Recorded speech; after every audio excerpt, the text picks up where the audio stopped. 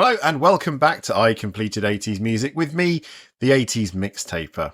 Today we're diving back into February 1981 and the back six of Playlist 19. And we've got some treats coming up, including my favourite jam song, possibly the most ridiculous number one of the decade, and then a classic case of big in the States but not across the pond to finish. As usual, do pop along on the socials for more chat about the artists and what fans of the pod think. Generally, I'm most active on Instagram and TikTok, but you can also find me on X and YouTube. On all platforms, I'm the 80s Mixtaper, that's 80s as in 80x Mixtaper, so do jump on there for more videos and chat. Anyway, it's now back to the music.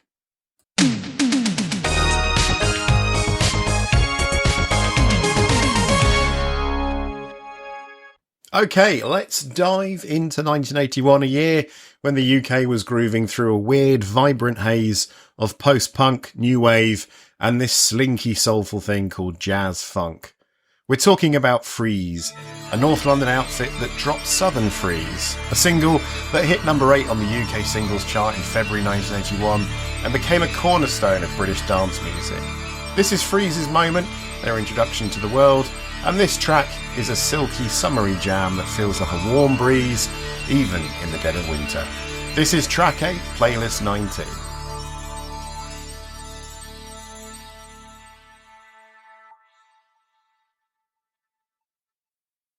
Freeez started in 1978, born from the brain of John Rocker, a percussionist and producer with a knack for spotting grooves. Rocker, born September the 23rd in 1960, was a hustler in the best sense, self-funding their first single Keep in Touch through his Pink Rhythm Records label. That track scraped to number 49 in the UK in 1980. But it had grit, featuring guitarist John Paul Bluey Mornick, who later founded Incognito. The core lineup for Freez's early work included Rocker on percussion and vocals, Peter Maz on bass, Andy Stennett on keyboards, Paul Morgan on drums, and sometimes Everton McCullough stepping in for Morgan. They were kids, barely out of their teens, jamming in basements and soaking up influences from American jazz funk pioneers like Herbie Hancock and the UK's own High Tension and Light of the World. Freeez was part of a British jazz funk bubble, fusing disco's pulse with Latin rhythms and soulful swagger. Southern Freeez, the title track from their debut album, was a game changer. Self-funded by Rocker and released initially on Pink Rhythm before Beggar's Banquet scooped them up, it dropped in January 1981. The song, produced by Rocker, hit number 8, spending 2 weeks there, and topped the UK blues and soul charts for 5 weeks. It's a 9-minute odyssey in its full form, a love letter to a dance move called the Freeez, born at the Royalty Club in Southgate. Clubbers would lock up mid-groove when the beat dropped, inspired by Rodney Franklin's The Groove, a 1980 track with pauses that begged for dramatic stillness, which we heard all the way back in episode 8.5. The song's vibe is pure summer, with Stennett's laid-back keys gliding over Mars's funky bass and Morgan's tight frenetic hi-hat. Guest vocalist Ingrid Mansfield-Allman steals the show, her soulful delivery smooth but never showy, giving the track its heart. The lyrics, simple and direct, capture a fleeting, flirty moment on the dance floor. Love, saw it in your eyes, sensed it in your smile. Boy, I like your style. When I saw you on the dance floor doing the Southern Freeez, I knew you were the one, the only one for me. Allman's voice, paired with Rocker's layered percussion, makes it feel like you're right there, catching eyes across the sweaty club. The song's about connection, movement, that electric spark when you spot someone who gets it. It's universal, which is why it crossed genres, pulling in soul fans, disco kids, and even scarheads. The album Southern Freeez, recorded at Vineyard Studios in London, was a DIY triumph. Rocker, a self-admitted non-musician, leaned on his ear for what worked, guiding his band to chase an American sound with a British twist. The record hit number 17 on the UK albums chart, a solid debut, and got a deluxe CD reissue in 2011, with 12-inch versions, remixes and demos. But the single was the star, a staple at school discos and nightclubs through 81. It wasn't just a hit, it was a mood, a snapshot of a moment when jazz funk was peaking before electro and synth pop took over. Freeze's story doesn't end here. They pivot to electro with 1983's IOU, a number 2 UK hit produced by Arthur Baker, but that's another episode. Southern Freeze is their soul, their high point for purists. It got a remix in 1987, which peaked at number 63, and a cover by Beverly Knight in 2011 for her Soul UK album. But the original? Untouchable. It's the sound of youth, of London in 81, of a band catching lightning in a bottle. For track 9, possibly my favourite Jam song, although they're all pretty good. We're picking up where we left off with Start, that sharp Beatles nicking banger from August 1980. We're now in early 81, and the Jam, Paul Weller, Bruce Foxton and Rick Buckler are about to drop a song that's less a single and more a cultural high point. That's Entertainment.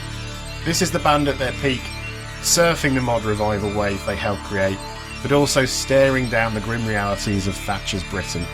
It's a song that's ironic, acoustic, and accidentally iconic. Press play now.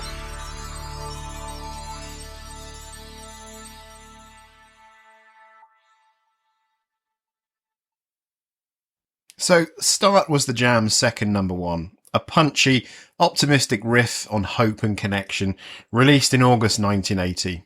It anchored their 5th album, Sound Effects, which dropped in November 1980 and hit number 2 on the UK albums chart. By early 1981, the Jam were a machine, loads of consecutive top 40 singles since their 1977 debut, and some number 1 hits. They were the modfathers of punk's second wave, blending 1960s soul, Beatles-esque melodies, and a distinctly English sneer. But That's Entertainment isn't just another single, it's a curveball. Never released as a domestic single in the UK during the Jam's lifetime, it was an import single, backed by a live Down in the Tube station at midnight recording, and still clawed its way to number 21 on the UK singles chart in February 1981. That's raw power. It's one of the 2 best-selling import singles ever in the UK. Paul Weller, the chief songwriter and snarling frontman, wrote That's Entertainment in about 15 minutes apparently, allegedly stumbling home drunk from a pub. That's not apocryphal, that's Weller's own account. He's 22, living in Woking in Surrey, and channeling the claustrophobia of working class life. The song's acoustic, almost offhand vibe belies its venom.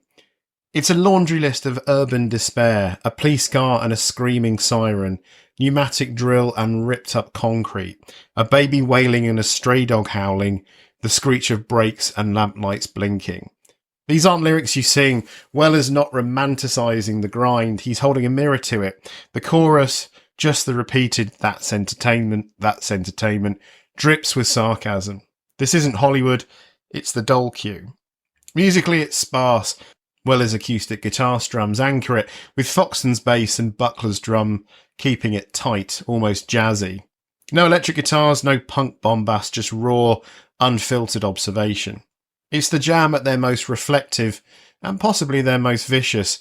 Released on Sound Effects, the song wasn't even meant to be a single. German and Dutch pressings made it one, and UK fans imported it en masse, pushing it up the charts.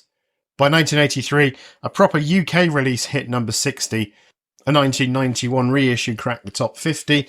The song's legs are endless. It's number 306 on Rolling Stone's 500 Greatest Songs list and number 43 on BBC Radio 2's Best Songs Ever poll. Britain in 1981 is a pressure cooker.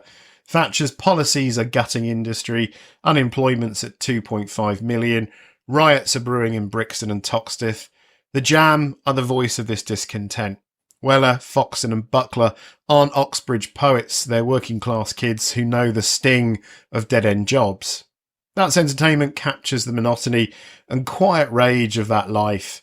2 lovers kissing masks the scream of midnight, 2 lovers missing the tranquility of solitude, getting a cab and travelling on buses, reading the graffiti about slash-seat affairs. It's specific, tactile and brutal. What makes the song so timeless is its universality. It's not just about Woking or Thatcher, it's about any place where dreams get crushed by routine. I remember hearing it as a teenager in the 90s, long after the Jam split in December 1982. I was up in York, not exactly a punk mecca, but those lyrics hit like a brick. The watching telly and thinking about your holidays didn't need to be literal. It was the vibe of feeling the humdrum, the rat race, the 50 years of work, and a short retirement for what?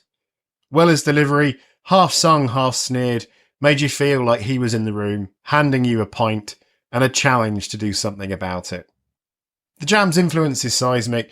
They were the bridge between punk's raw energy and melodic pop of the 80s. Without them, there's probably no Blur, no Oasis, no Arctic Monkeys. That's entertainment is their mission statement, beauty in the mundane, fury in the everyday. It's why, when they broke up after The Gift in 1982, it felt like a betrayal. Weller formed the Style Council, chasing jazz and soul. In 2006, Buckler formed The Gift, a jam tribute act with Foxton joining later. Weller's adamant, no reunion. It's against everything we stood for, he told The Mirror in 2015. Back to the song's legacy, it's been covered by everyone from Morrissey to the Wonder Stuff, but no one touches the original's bite. Its chart performance as an import, 21 weeks on the UK singles chart, proves its grassroots pull. It's a song that didn't need radio or a marketing push. It spread because people felt it. And that's the Jam's secret sauce. They were us. Not rock gods, not untouchable stars, just three blokes from Woking who saw the world for what it was and refused to look away. Now, we pivot from the sublime to the ridiculous. And that ridiculous is Shaddup You Face by Joe Dolce, a song that somehow clawed its way to the top of the UK singles chart on February the 21st, 1981 for 3 weeks and sold an estimated 6 million copies worldwide. This is not a good song. That's putting it lightly. It's a novelty record, a cartoonish jab at Italian-American stereotypes. And it's so dated, it feels like it's been dunked in marinara sauce and left to fossilise. But it's also a cultural moment, a snapshot of a time when the world collectively lost its mind and decided that this was a good thing. Hell, as a kid, I thought it was the bee's knees. So who is Joe Dolce, and how did this happen?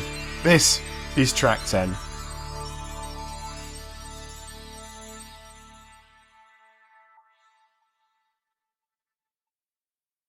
Joe Dolce was born in 1947 in Painesville, Ohio, to Italian-American parents. The eldest of three, he grew up in a working-class family.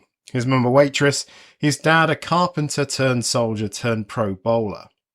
They anglicised their surname to rhyme with Bolts, a nod to assimilation, but Joe's Sicilian grandmother kept the old world vibes alive with phrases like, "What's the matter you?" and "Hey, shut up," which he'd later mine for his hit. He was a creative kid, playing Mascarille in the high school production of Molière's Les Précieux Ridicules, his first taste of stage. After graduating in 1965, he bounced around Ohio State University, scribbling poetry and soaking up the 70s underground music scene. In 1979, he hopped on a train to California, then relocated to Australia, where he formed the Joe Dolce Music Theatre, a cabaret act blending his songs with his first wife's modern dance. Shaddup You Face was born in Melbourne's Marijuana House in 1979, a venue as gritty as it sounds. Dolce, now 32 and broke, channeled his childhood memories into a character named Giuseppe, a rebellious Italian kid griping about his mama's nagging. The song, released in late 1980 by Full Moon Records, is a 3-minute skit set to a jaunty mandolin and accordion groove. Here's a taste of the lyrics. "Hello, I'm a Giuseppe. I got a something special for you. Ready? Uno, due, tre, quattro. When I was a boy..." I'm singing it now. "Just about the 8th grade. Mama used to say, don't stay out late with the bad boys. Always shoot a pool. Giuseppe going to flunk a school." It's a litany of complaints. Giuseppe's sick of rules, school, and his mama's constant, "What's the matter you? Hey, gotta know respect. What do you think you do? Why you looking so sad?" The chorus, "Shut up your face," is his petulant retort, delivered with a cartoon Italian accent that's about as subtle as a meatball sub. Let's be real, while there is a certain nostalgia to remembering it and shouting "Shut up your face" as a chubby blonde-haired 3-year-old boy in 1981, these lyrics are pretty cringe-inducing. The exaggerated accent and stereotypes, pool halls flunking school, overbearing Italian mamas, lean hard into caricature. In 1981, this passed for comedy, but today it's a relic of a time when ethnic humour was less scrutinised. Dolce's defenders might argue it's affectionate, drawn from his own family, but it's hard to hear it now without wincing somewhat. The song's charm, if you can call it that, is its sheer audacity. It's so over the top, it's almost punk in its disregard for taste, but it's leaning on cliches instead of wit. Musically, it's an earworm with that mandolin hook and the rhythm that begs you to clap along, even as your brain screams, why, dear God, why? The song's success is baffling yet undeniable. It hit number 1 in 15 countries, including Australia for 8 weeks, Germany, France and the UK, where it famously kept Ultravox's Vienna from the top spot, a crime against synthpop that still stings. In Australia, it sold over 350,000 copies, earning triple platinum status and outpacing Mike Brady's Up There Kazali as the country's best single by February 1981. It even spawned covers like Lou Monte's version and a Czech hit, and I'm going to murder this, Jana Brachu Blues. Dolce himself became a folk hero, emceeing Shaddup Your Face contests in Canberra and Tasmania years later. But the song's legacy is divisive. Some love its goofball energy, others loathe its dated shtick. As Dolce told The Guardian in 2002, it's a record that divides people into those who love it and those who hate it. After the hit, Dolce didn't vanish. He released a follow-up, If You Want to Be Happy, and a 1981 Christmas album, but neither matched Shaddup's magic. He co-wrote Intimacy for the Terminator soundtrack and formed groups like Difficult Women with Lynn Van Heck. Still, Shaddup Your Face defines him, a blessing and a curse. He's a serious artist, poet, essayist, bark enthusiast, trapped in a novelty song's shadow. The song's cultural footprint lingers, popping up in the morning show in 2021 in countless YouTube covers, from hip-hop to Aboriginal dialects. It's a testament to its bizarre staying power, even if it's not, good. Shaddup Your Face is a reminder that pop music can be gloriously, infuriatingly absurd. It's Joe Dolce's one shot, a fluke that turned a broke cabaret act into a global star. And yeah, it's problematic, but it's also unforgettable, for better or worse. You hate it, you hum it, you are transported to your earliest years. I love it because it reminds me of my earliest memories. I hate it because it's a trope. That's the magic of a true novelty hit. It sticks like gum on your shoe, and you're still scraping it off 40 years later. For our next song, we have one of the last hurrahs from one of the most surprising disco groups of the 70s, and one of my parents' favourite bands. They still have a copy of Night Flight to Venus on vinyl.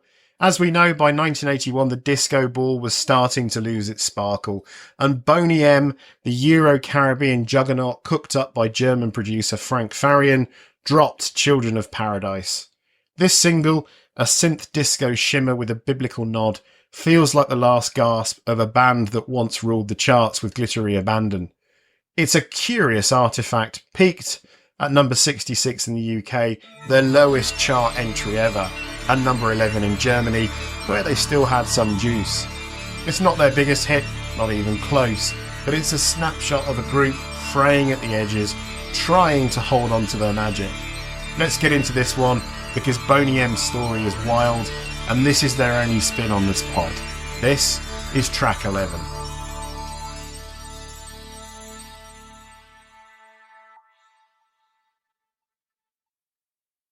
Boney M started as Farian's Frankenstein in 1974, a studio experiment turned global phenomenon. Based in West Germany, the official lineup was Liz Mitchell and Marsha Barrett from Jamaica, Maisie Williams from Montserrat, and Bobby Farrell from Aruba. Farian, the puppet master, wrote the songs, sang the deep male vocals, and hired these fours to front the act. It began with Do You Want a Bump in 1975, a rework of Prince Buster's Al Capone, which blew up across Europe. By 1976, Daddy Cool made them stars, followed by a string of hits, Ma Baker, Rivers of Babylon, Rasputin, Mary's Boy Child. They sold over 150 million records, huge in the UK and Germany, with Rivers of Babylon becoming the second biggest UK single ever at the time. Night Flight to Venus, their 1978 album, hit number 1 in the UK. They were disco's Technicolor dream, blending reggae, funk and Caribbean vibes with Farian's knack for reworking folk tunes and covers. But by 1981, the cracks were showing. Children of Paradise, released as a double A-side with Gada de Vida, a cover of Iron Butterfly's psych rock epic, was meant to kick off their 5th album, Boonoo Noonoo's, slated for November 1980. The album got delayed a whole year, and the single wasn't even included in the final track list. Recording Boonoo Noonoo's was a slog, costing 800,000 Deutschmarks, with over 100 songs demoed. The London Philharmonic Orchestra was roped in for a symphonic track, Ride to Agadir. Bobby Farrell, the group's charismatic dancer, was fired by Farian weeks after the album's release, a sign of deeper tensions. The band couldn't promote it in the UK without him, and Boonoo Noonoo's flopped there, missing the top 100 after 3 straight number 1 albums. Children of Paradise itself is a synth disco gem built on Moroccan artist Eunice Megri's 1973 hit Lily Twill. The lyrics, sung by Liz Mitchell's crystalline voice, lean into a Garden of Eden metaphor. We are children of paradise. When the Lord created us, all his work was through. Then the children of paradise did the only thing they really shouldn't do. It's about innocence lost, Adam and Eve wandering astray, searching for the light that was put out in paradise and started the night. The track's got this wistful glow, a dance floor pulse with a touch of melancholy, like the party's winding down but you're still swaying. It went through multiple mixes, 421 for the UK 7-inch, 531 for the long version, and Boney M performed different versions on TV, tweaking it on the fly. The flip side, Gada de Vida, is a whole other beast. Farian, in a petty move after a fallout with the group, used session singers La Mama for the female vocals and did the male parts himself. The band only promoted it once on TV, and it was the A-side in Japan. Fans didn't know at the time, but it was a hint of Farian's control freak tendencies, later exposed in the Milli Vanilli scandal. The 12-inch version stretches to 9 minutes, a trippy disco odyssey. Chart-wise, Children of Paradise tanked in the UK. Released on January the 30th, 1981, it limped to number 66, staying 2 weeks. Germany was kinder, hitting number 11, but the glory days were fading. Disco was out, new wave was in, and Boney M's larger-than-life shtick felt dated. Boonoo Noonoo's peaked at number 15 in Germany, didn't go gold for months, and lacked a killer single. Follow-ups like Malaika, Consuela Baez hit number 13 in Germany but skipped the UK entirely, and We Kill the World hit number 12 in Germany and number 39 in the UK, and it didn't reignite the spark. What makes Children in Paradise linger is its bittersweet vibe. It's Boney M's chasing their old magic but hitting a wall. Liz Mitchell's vocals still soar, the production's glossy, but the world had moved on. By 1986 they disband, splitting into dueling Boney M factions. Farrell died in 2010, but Liz Mitchell still tours, keeping the flame alive. This single, though, is their Twilight, a band built on artifice and excess, trying to find paradise one last time. For our penultimate song on playlist 19, we're back in the glittery, slightly unhinged world of Neil Diamond, picking up where we left off with the gut-punch melodrama of Love on the Rocks from the Jazz Singer soundtrack. That was late 1980, and Neil was riding a weird wave, starring in a movie remake that tanked harder than a Led Zeppelin but spawned a soundtrack that went double platinum. Now it's 1981, and he's doubling down with Hello Again, the tenderest cut from that same album. Let's address this slow burn ballad, its place in Neil's wild career arc, and why the UK started ghosting him while America kept the faith for a bit longer. This is track 12.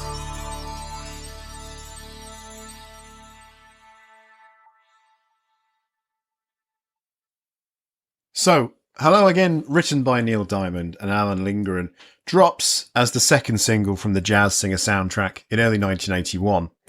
It's a soft orchestral ballad, all soaring strings and delicate piano, with Neil's baritone pleading like a man who's just realised he's got one shot left to fix a busted love. The lyrics are pure yearning. Hello again, hello, I just called to say hello. I couldn't sleep at all tonight, and I know it's late, but I couldn't wait. It's intimate, almost confessional, like he's whispering through a rotary phone at 3 a.m. In the context of The Jazz Singer, where Neil plays a cantor's son torn between tradition and pop stardom, the song lands as a poignant plea for reconciliation. Maybe with a lover, maybe with his roots. Biographer Laura Jackson calls it a slow, tender ballad, and AllMusic's Johnny Loftus dubs it Neil's signature late-career ballad. Film critic Joe Peacock says it's keenly effective, and honestly, when those strings swell, it's hard to argue. Chart-wise, Hello Again does solid business in the States. It climbs to number 6 on the Billboard Hot 100 and number 3 on the Adult Contemporary chart, with Billboard ranking it the 70th biggest pop single of 1981. The song's a natural fit for AC radio, where Neil's been a king since Cracklin' Rosie a decade earlier. In Ireland, it hits number 18, but the UK, oof. It stalls at number 51, spending just 4 weeks on the singles chart, peaking February 22nd, 1981, after entering at number 70 and climbing to number 58 before fizzling. Compare that to Love on the Rocks, which hit number 17 in the UK, and you see the slide starting. So why the UK cold shoulder? In 1981, the UK singles chart is a circus. Synth pop will become king with the Human League's Don't You Want Me, retroactively crowned the year's biggest seller. Adam and the Ants will be prancing around with Stand and Deliver, and Bucks Fizz will be Eurovision darlings. Neil's earnest balladry feels like it's from another planet.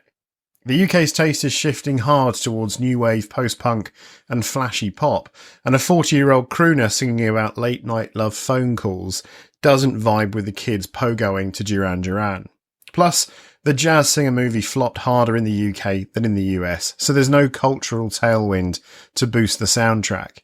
Neil's UK chart history shows his last big singles moment was Beautiful Noise in 1976. After that, only You Don't Bring Me Flowers with Barbara Streisand, which hit number 5 in 1978, cracks the top 20. His albums still chart, the Jazz Singer soundtrack hits number 17 in the UK, but his singles are losing steam. Meanwhile, America's still got a soft spot for Neil. The US in 1981 is less obsessed with new wave, adult contemporary and soft rock still rule the radio. Hello Again fits perfectly on stations spinning Dan Fogelberg and Air Supply. The Jazz Singer soundtrack, despite the movie's drubbing, peaks at number 2 on the Billboard 200, and its singles Love on the Rocks hit number 2, Hello Again and America hit number 8. Neil's fanbase, built on hits like Sweet Caroline and Song Song Blue, is loyal, and his concerts are still packing venues. Billboard ranks him the most profitable solo performer of 1986, years after his last pop chart hit. His schmaltzy sincerity, which the UK's starting to shrug off, still lands with American boomers who grew up with him. But even in the US, cracks are showing. Post-1981, Neil's pop charts presence fades. Yesterday's songs hit number 11 in 1981, but his last Hot 100 single is 1986's Headed for the Future, which only reached number 53. The 1980s bring MTV, Michael Jackson and Madonna, and Neil's not keeping up. His albums still sell. Headed for the Future reaches number 20 on the Billboard 200, but the singles market is getting brutal. The UK's indifference spreads stateside just slower. By the 1990s, Neil's a legacy act, leaning on nostalgia tours and covers like UB40's Red Red Wine to stay relevant. But Hello Again. It's a gem, flaws and all. The production's a tad syrupy, and Neil's vocal can feel like he's trying to sell you the Brooklyn Bridge, but there's real heart in it. It was a favourite of my late father-in-law. It's been covered by Gladys Knight, Celtic Thunder, and Donny Osmond. For a moment in 1981, it captured the universal ache of reaching out to somebody that you've lost, and in the US, that was enough to keep Neil shining. In the UK, though, they were already changing the channel. Alright folks, we're ending playlist 19 in the yacht rock harbour, where the waters are smooth, the vibes are glossy, and the production is so pristine you can see your reflection in it. Christopher Cross, who we last met in episode 8.5 when he was tearing down the highway with Ride Like the Wind, that galloping soft rock banger from his 1979 self-titled debut, complete with Michael McDonald's velvet backup vocals and a guitar lick that felt like a convertible cruising at dusk. That song hit number 2 on the Billboard Hot 100, a near miss at the top, and set the stage for something even bigger.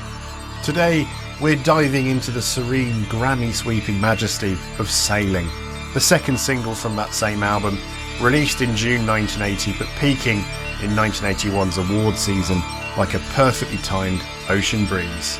This is track 13.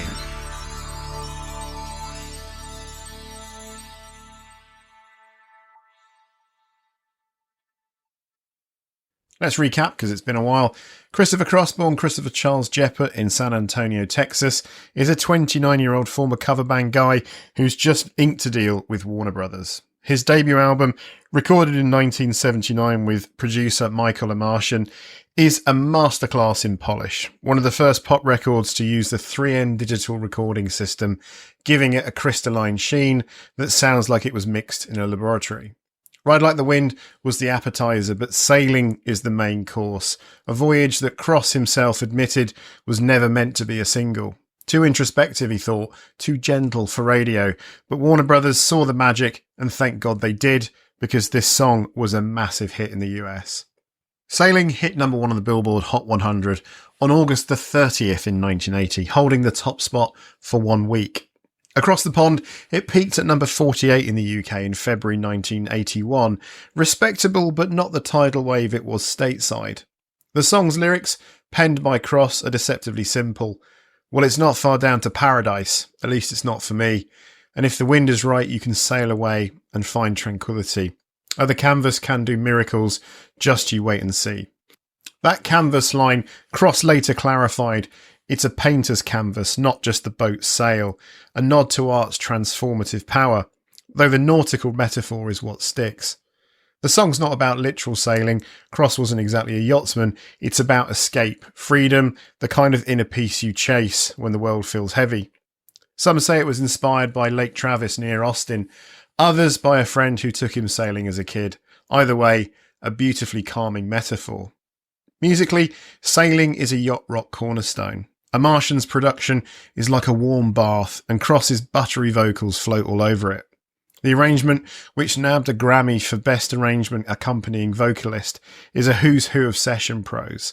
Victor Feldman on vibes, Rob Muir on keys, and Cross himself on acoustic guitar. No drums, just a shimmering vibe that VH1 later crowned the most softational soft rock song of all time. It's so smooth, it makes Michael McDonald sound like Slayer, and yet there's an ache in Cross's voice, a yearning that keeps it from tipping into Muzak territory. You believe him when he sings, "Sailing takes me away to where I've always heard it could be, just a dream and the wind to carry me." The Grammy sweep in February 1981 was historic. Cross became the first artist to win all 4 major categories in one night: Record of the Year, Song of the Year, Album of the Year, and Best New Artist. He also snagged that arrangement Grammy, making it 5 total.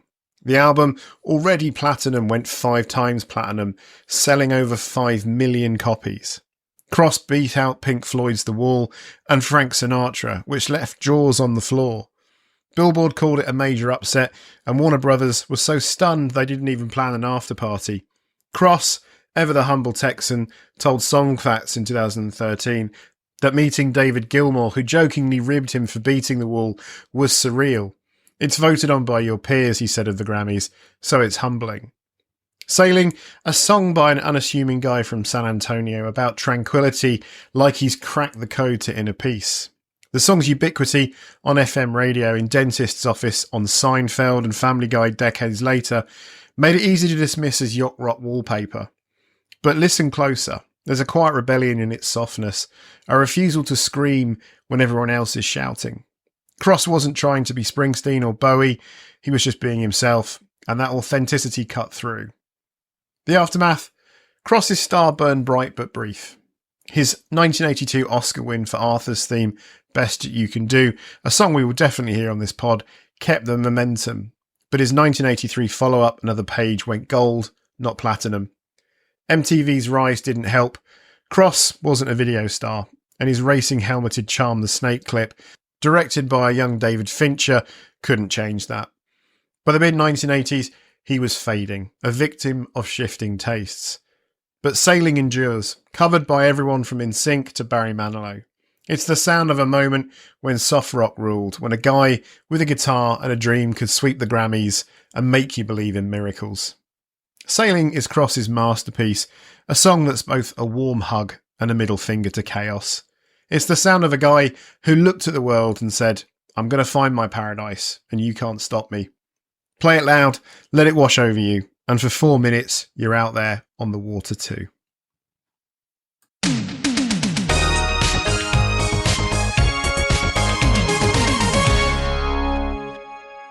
That's it for playlist 19, but do make sure you join us for the next playlist, number 20, as it is a murderer's row of the biggest and brightest of the early half of the decade.